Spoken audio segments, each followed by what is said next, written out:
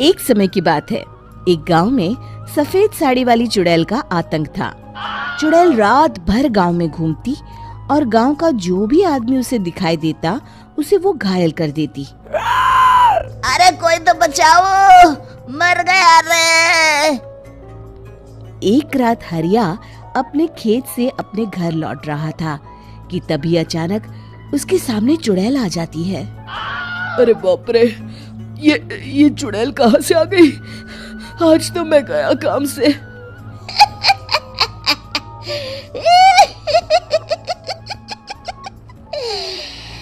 आज मुझे मेरा शिकार मिल गया। अरे चुड़ैल दीदी, मुझे छोड़ दो।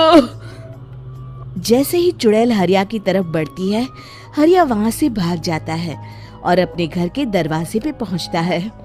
अरे भगवान, जल्दी से दरवाजा खोलो, मेरे पीछे चुड़ैल पड़ी है।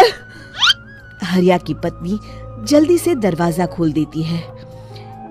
अरे आप इतना हाफ क्यों रहे हैं? अरे मेरे पीछे चुड़ैल पड़ी है, आज तो मैं बाल बाल बच गया। जल्दी से सभी दरवाजे और सभी खिड़कियों को बंद करके बत्ती बुझा दो। तभी चुड़ैल हरिया के घर के पास पहुंच जाती है। अरे वो आदमी कहाँ गायब हो गया? मैं भी देखती हूँ आखिर कब तक बचेगा।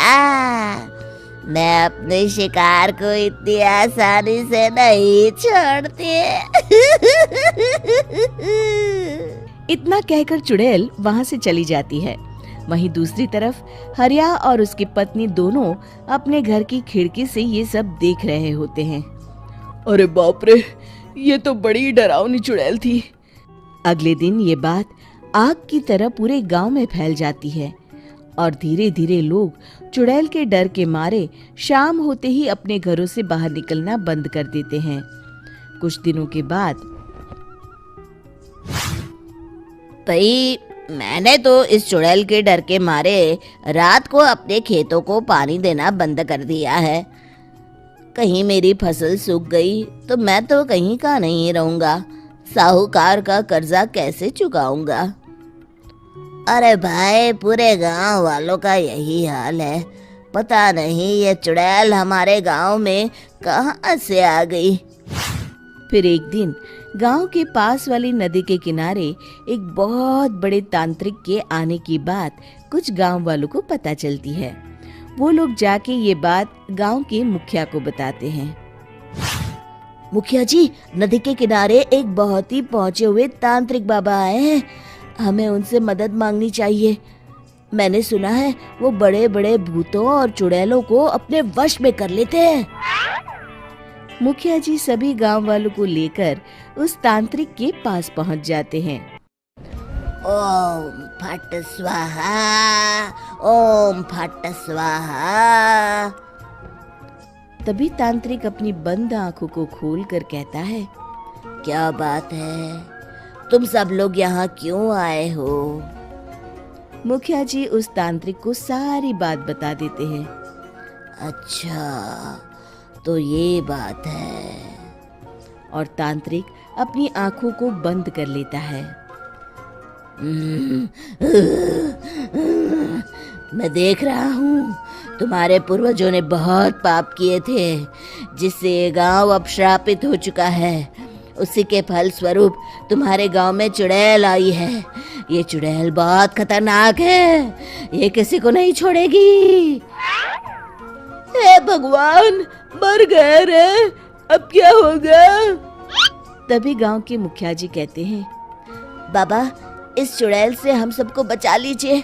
कोई तो उपाय होगा। इसका सिर्फ एक ही उपाय है। सभी गांव वालों को बारी बारी हर दिन अपनी आधी फसल उस पहाड़ी के ऊपर बनी काली गुफा में छोड़ के आनी होगी। तभी उस चुड़ैल की भूख मिटेगी और श्राप का प्रभाव खत्म हो जाएगा और तुम सब जिंदा बच जाओगे। सभी गांव वाले उस तांत्रिक की बात को मान लेते हैं और वहां से चले जाते हैं। फिर अगले दिन से रोज उस गांव के लोग बारी बारी से अपनी आधी फसल उस काली गुफा के पास जाकर रखाते। कुछ दिनों बाद हरिया की बारी आती है। बाप रे, आज तो मेरी बारी है उस काली गुफा में जाने की। क्या करूं? वो तो बड़ी खतरनाक चुड़ैल है। मेरे तो हाथ पैर कांप रहे हैं। फिर हरिया डरते डरते अनाज की बोरियां अपनी बैलगाड़ी में लाद देता है। तभी हरिया की पत्नी उससे कहती है, देखो जी, संभल के जाना और किसी भी हालत में शाम होने से पहले वापस आ जाना। उस चुड़ैल का कोई भरोसा नहीं है जी। हरिया बैलगाड़ी में बैठते हुए कहता है, भगवान, मैं क्या वापस आऊंगा? लगता है अब तो मेरी खबर ही आएगी। इतना कहकर हरिया वहां से चला जाता है। रास्ते में जंगल से गुजरते हुए हरिया की बैलगाड़ी का एक चक्का बड़े गड्ढे में फंस जाता है। हे भगवान, अब ये क्या मुसीबत है? हरिया नीचे उतर के पूरी ताकत से अपनी बैलगाड़ी को गड्ढे से निकालने की कोशिश करता है। बहुत देर मेहनत करने के बाद हरिया की बैलगाड़ी उस गड्ढे से बाहर निकल जाती है। हे भगवान, अब तो शाम होने वाली है। आज तो मैं गया काम से। जैसे तैसे हरिया काली गुफा में पहुंच जाता है। अरे मर गया रे, यहाँ तो चारों तरफ डरावना माहौल है। मैंने यहाँ आने में बहुत देर कर दी, कहीं चुड़ैल नाराज ना हो जाए। हरिया अनाज की बोरियां वहां रख के जैसे ही जाने लगता है, तभी उसे किसी के आने की आवाज सुनाई देती है। हरिया एक कोने में छुपकर अंदर देखने लगता है। चुड़ैल वहां आती है और फिर अपने चेहरे से नकली चुड़ैल का मुखौटा निकाल देती है। हरिया ये देख के हक्का बक्का रह जाता है। तभी चुड़ैल कहती है, भैया यहाँ आना। आज तो बहुत अनाज आया है, इसे मिलाकर अब हमारे पास ढेर सारा अनाज जमा हो गया है। कल ही हम इसे शहर में बेच आएंगे और माला माल हो जाएंगे। तभी अंदर से नदी के किनारे वाला तांत्रिक बाहर आता है। अरे, ये तो तांत्रिक बाबा है। हाँ, अब तो हम दोनों की जिंदगी मजे में कटेगी। गांव वालों को बेवकूफ बनाना इतना भी मुश्किल नहीं था। लोग तो तुम्हें सच में असली चुड़ैल समझते हैं। हाँ, तुमने सही कहा। अब ये गांव वाले चुड़ैल के डर से जिंदगी भर इस काली गुफा में अनाज पहुंचाते रहेंगे। अच्छा, तो ये बात है। ये दोनों पूरे गांव वालों को बेवकूफ बना रहे हैं। अभी जाकर सबको बताता हूँ। हरिया उन दोनों की पूरी बातें सुन लेता है और जल्दी से वापस गांव में आता है। गांव वालों को पूरी बात बता देता है। इससे पहले वो दोनों हमारा अनाज लेकर शहर जाए, हमें उन दोनों को पकड़ना होगा। उधर दूसरी तरफ नकली तांत्रिक और नकली चुड़ैल बनी औरत एक बड़ी गाड़ी में सारा अनाज लाद के वहां से निकलने की तैयारी कर रहे होते हैं।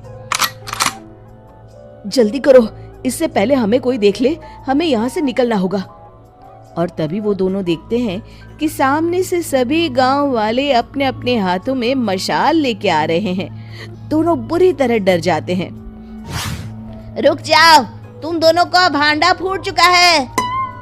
अरे मर गए रे, ये गांव वाले कहाँ से आ गए? तुमने क्या सोचा इतनी आसानी से यहाँ से निकल जाओगे? ये अनाज हमने अपने खून पसीने से दिन रात खेतों में मेहनत करके उगाया है। दोनों मुखिया जी के पैरों में गिर जाते हैं। हमें माफ कर दीजिए, हम दोनों एक नंबर के कामचोर हैं। बिना मेहनत किए पैसे कमाना चाहते थे। हाँ हाँ, अब हम आगे से मेहनत मजदूरी करके पैसे कमाएंगे। हमें कुछ मत करना, हमें छोड़ दीजिए।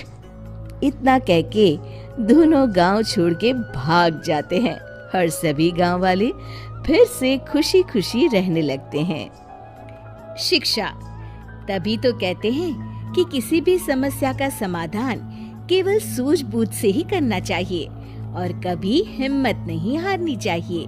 दोस्तों, हमें उम्मीद है कि आपको हमारी ये कहानी पसंद आई होगी। कृपया हमारे चैनल को सब्सक्राइब करें और सभी अपडेट्स के लिए बेल आइकन जरूर दबाएं। और हाँ, वीडियो लाइक और शेयर करना मत भूलिएगा। Bye bye.